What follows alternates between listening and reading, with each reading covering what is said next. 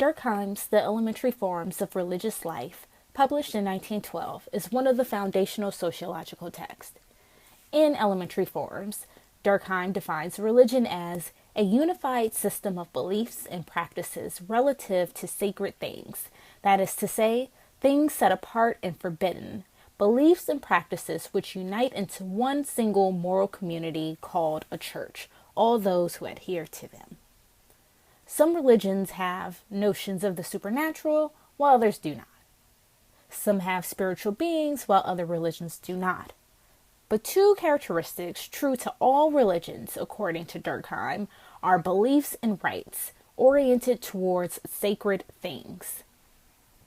Beliefs include myths, perhaps about the superiority, the intellect, or character of the sacred, or the laziness or the criminality of the profane.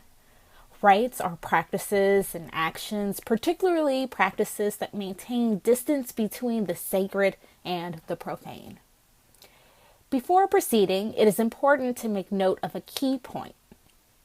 Durkheim is concerned with creating a generalizable theory that could be used to understand all societies. Durkheim wishes to get down to the elementary ideas at the basis of religion, for there is an aspect of every religion that transcends the realm of specifically religious ideas, and religion is an eminently social thing. In other words, within the Durkheimian framework, religion is society. With that said, sacredness is not universal. A church or society bestows sacredness upon a thing, which may be a person, a group, or an object such as a tree or mountain, by setting it apart and performing acts to keep it separate.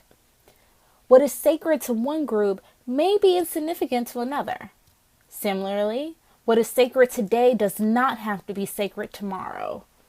Lastly, and importantly, the opposite of sacred is profane.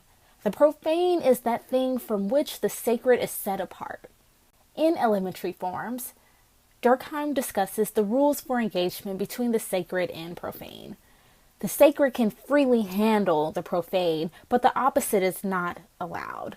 Contact can occur in a variety of ways, including by gaze, by using facilities set aside for the sacred, by being in the sacred's community, or even just raising one's voice.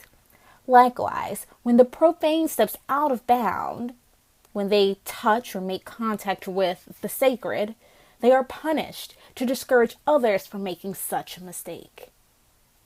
Durkheim's The Elementary Forms of Religious Life is a fascinating read.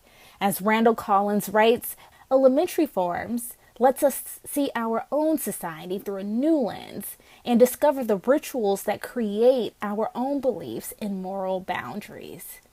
So, who are the sacred and profane in your society? What are the beliefs or myths about the sacred and the profane? What practices or rituals keep the two apart? How about considering 20th century America? Who were the sacred and profane of that society? How do you understand Jim Crow through Durkheim's framework? How have things changed? How have they stayed the same?